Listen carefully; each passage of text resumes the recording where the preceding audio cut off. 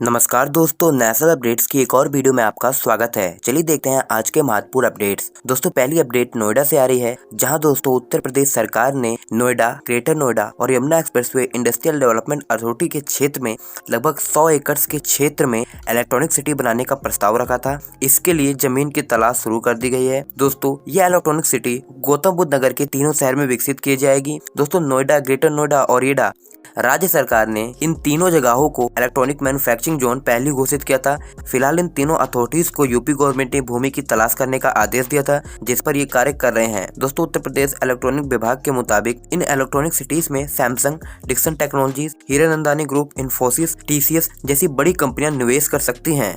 दोस्तों next update Ayodhya से है।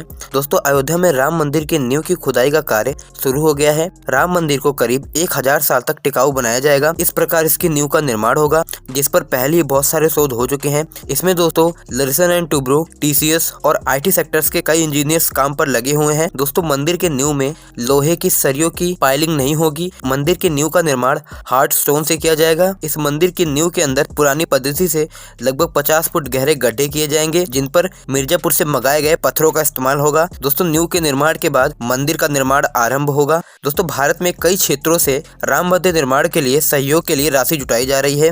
दोस्तों नेक्स्ट अपडेट पटना मेट्रो से है, जहां दिल्ली मेट्रो रेल कॉर्पोरेशन ने पटना मेट्रो में न्यू आईएसबीटी क्षेत्र से ब्रॉडगेज ट्रैक्स बिछाने के लिए टेंडर्स इन्वाइट कर दिए हैं। दोस्तों अभी बहुत सारे निर्माण कार्य पटना मेट्रो में होने हैं, जिनके लिए टेंडर्स को इन्वाइट करना है। फिलहाल पटना मेट्रो के तहत 6 मेट्रो स्टेशन पर निर्माण कार्य शुरू हो गया है तथा कॉरिडोर 2 के निर्माण के लिए दिल्ली मेट्रो रेल कॉर्पोरेशन कार्य कर रही है। दोस्तों next update Delhi Meerut RRTS से है। दोस्तों 82.15 किलोमीटर लंबे semi high speed rail corridor, जिसको दिल्ली से मेरठ तक के बीच बनाया जा रहा है, इस पर तेजी से निर्माण हो रहा है तथा एनसीआरसीटी ने एल्स्टॉम को लगभग 106 मिलियन यूरो का कॉन्ट्रैक्ट दिया है, जिसके तहत signalling, train control system, telecommunication, design, testing, installation, supply, platform, screen door, ये सारे काम एल्स्टॉम को दे दिए गए हैं। दोस्तों एल्स्टॉम ने ऑफिशियली कहा है कि यहाँ पर वह European train control system, hybrid level signalling system उपयोग करेंगे, जिसका उपयोग अभी यूरोप में होता है। दोस्तों भारत के अंदर RRTS European signal system adopt करने वाला पहला सेमी हाई स्पीड कॉरिडोर होगा।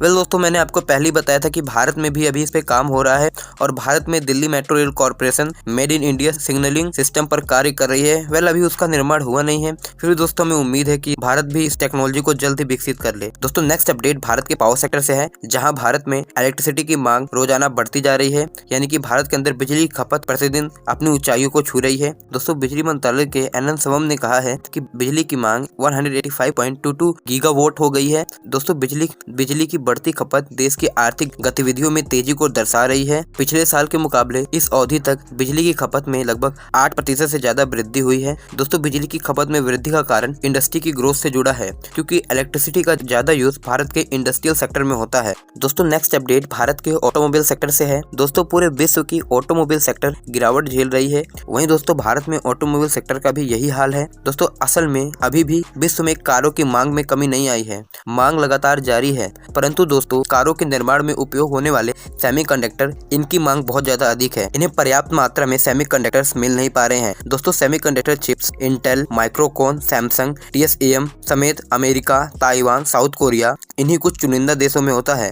इस वक्त सेमीकंडक्टर चिप्स का ज्यादातर उपयोग smartphone, gadgets, mobile phone, electric device में हो रहा है। इस कारण ऑटोमोबाइल कंपनियों को पर्याप्त मात्रा में सेमीकंडक्टर चिप्स नहीं मिल रहा है, क्योंकि दोस्तों जो सेमीकंडक्टर चिप्स की कंपनी है जो ये बनाती हैं, हर जगह से ऑर्डर्स आ रहे हैं और इनका प्रोडक्शन इतनी तेजी से हो नहीं पा रहा है, क्योंकि दोस्तों सेमीकंडक्टर चिप्स का ज्यादातर उपयोग smartphone, electric gadgets, smartphone, computer, इन्हीं में होता है। और दोस्तों आज के समय में जो एडवांस गाड़ियां आती हैं, जहाँ पर मल्टीमीडिया फीचर्स दिए जाते हैं, उनमें भी सेमीकंडक्टर फीचर्स की बहुत ज्यादा जरूरत होती है, क्योंकि दोस्तों सेमीकंडक्टर चिप्स ये मल्टीमीडिया फीचर्स में बहुत ज्यादा उपयोग होती हैं विभिन्न पार्ट्स में, इसलिए दोस्तों इसकी जरूरत बहुत ज्यादा है। और दोस्तों इसी कारण भारत में बहुत सारी ऑटोमोबाइल कंपनियां भी अस्थायी समय के लिए अपने प्लांट बंद कर रही है। इसमें दोस्तों फोर्ड ने 1 महीने के लिए अपना प्लांट बंद करा है। दोस्तों नेक्स्ट अपडेट एनएचएआई से है, जहां केंद्रीय मंत्री नितिन गडकरी जी ने कहा है कि मौजूदा समय में एनएचएआई की आर्थिक स्थिति वास्तव में बेहतर है तथा अभी टोल टैक्स से करीब प्रत्येक वर्ष 34,000 करोड़ तक की कमाई होती है, तथा उन्होंने कहा कि 2025 तक टोल टैक्स से कमाई लगभग 1.34 लाख करोड़ हो सकती है। 2025 के बाद प्रत्येक वर्ष भारत में टोल टैक्स से लगभग 1.34 लाख करोड़ की कमाई होगी। दोस्तों नेक्स्ट अपडेट चेन्नई से है, जहां एप्पल कॉन्ट्रैक्ट मैन्युफैक्चरर पेगाट्रॉन ने चेन्नई में 500,000 स्क्वायर फीट की भूमि ली है। दोस्तों ये भूमि चेन्नई इंडस्ट्रियल पार्क के करीब ली गई है। यहाँ पर पेगाट्रॉन आईफोन की असेंबलिंग करेगा। दोस्तों पेगाट्रॉन ने नवंबर में कहा था कि वह चेन्नई के अंदर करीब $150 मिलियन का इन्वेस्टमेंट करेंगे, जिस पर उनका दोस्तों कार्य शुरू हो गया है। दोस्तों next update Indian online gaming industry से है। दोस्तों डिलोइट इंडिया की एक रिपोर्ट के अकॉर्डिंग इंडिया के अंदर इंटरटेनमेंट इंडस्ट्री में ऑनलाइन गेमिंग इंडस्ट्री का शेयर 4 से 5% हो गया है। क्योंकि दोस्तों इंटरटेनमेंट इंडस्ट्री में ऑनलाइन गेमिंग इंडस्ट्री को जोड़ा जाता है। दोस्तों भारत के अंदर स्मार्टफोन के रेट काफी कम है। इसके अलावा भारत में लो कॉस्ट इंटरनेट भी उपलब्ध है, जिसके कारण भारत में 2-3 वर्षों में ऑनलाइन गेमिंग इंडस्ट्री की ग्रोथ बहुत ही ज्यादा तेज हुई है। पबजी जैसे ऑनलाइन गेम आने के बाद इसकी ग्रोथ में बहुत ज्यादा वृद्धि हुई थी। प्रत्येक वर्ष भारत की ऑनलाइन गेमिंग इंडस्ट्री 40% की ग्रोथ रेट देख रही है। दोस्तों बात करें लॉकडाउन में, तो लॉकडाउन में भी बहुत ज्यादा गेमिंग इंडस्ट्री की ग्रोथ हुई है। बहुत ज्यादा लोगों ने अपना समय इस पर दिया है। दोस्तों बात करें तो अभी गेमिंग इंडस्ट्री की वैल्यू 2020 में करीब $1 बिलियन के आसपास है। वहीं दोस्तों एस्टिमेट किया गया है कि भारत की ऑनलाइन गेमिंग इंडस्ट्री 2022 तक $2.8 बिलियन की इंडस्ट्री हो सकती है, तथा भारत में 5G आने के बाद इसकी रफ्तार और भी ज्यादा तेज हो सकती है। दोस्तों बहुत सारी गेमिंग अथॉरिटीज ने भारत सरकार से ये मांग की है कि ऑनलाइन गेमिंग इंडस्ट्रीज के लिए कोई ना कोई एक प्रॉपर गवर्नमेंट अथॉरिटी बनाए, जहां पर नियम कायदे लिखे हों। क्योंकि दोस्तों ऐसी बहुत सारी दिक्कतें इन गेमिंग इंडस्ट्रीज को आ जाती हैं। दोस्तों चाइना, जापान और अमेरिका, इन देशों में ऑनलाइन गेमिंग इंडस्ट्री एक प्रॉपर इंडस्ट्री है। वहां पर दोस्तों एक पूरा इनका एक सेटअप तैयार है। उस प्रकार ये अथॉरिटीज चाहती हैं कि भारत में भी एक प्रॉपर सेटअप इसका तैयार हो। वेल दोस्तों बात करें चाइना की, तो चाइना अपने देश के अंदर ऑनलाइन गेमिंग पे बहुत ज्यादा ध्यान दे रहा है। क्योंकि दोस्तों भविष्य में ऐसा हो सकता है कि ऑनलाइन गेम्स को भी ओलंपिक में शामिल किया जाए, जिसके कारण चाइना अभी से तैयारी कर रहा है। अब दोस्तों आप इसके बारे में क्या विचार करते हैं, आप कमेंट करें। दोस्तों नेक्स्ट अपडेट इनोवेशन इंडिया से है। वेल दोस्तों नीति आयोग ने 2 दिन पहले 2020 में एक रिपोर्ट जारी की थी, इनोवेशन इंडेक्स भारत के स्टेट के हिसाब से। तो दोस्तों इस इंडेक्स में कर्नाटका ने टॉप किया है, और दोस्तों लास्ट में भारत के राज्यों में बिहार रहा है, और यूनियन टेरिटरीज में दिल्ली ने टॉप किया है इनोवेशन के मामले में। तो दोस्तों ये बहुत सारी चीजों को जोड़कर देखा गया है। वेल दोस्तों अगर हम इन आंकड़ों को देखें तो इनमें जो हाई जीडीपी वाले स्टेट है उनका प्रदर्शन बहुत ज्यादा अच्छा है। और दोस्तों आपको पता है कि कर्नाटका के अंदर स्टार्टअप जैसा इकोसिस्टम बहुत ही ज्यादा अच्छा है। तो कर्नाटका ने इस बार भी टॉप किया, और काफी 3-4 सालों से कर्नाटका ही टॉप पे है। वहीं दोस्तों बात करें तो महाराष्ट्र दूसरे स्थान पे है, तीसरे पे तमिलनाडु, चौथे पे तेलंगाना, 5वें पे केरला, 6ठे पे हरियाणा, 7वें पे आंध्र प्रदेश, 8वें पे गुजरात, 9वें पे उत्तर प्रदेश और 10वें पे पंजाब।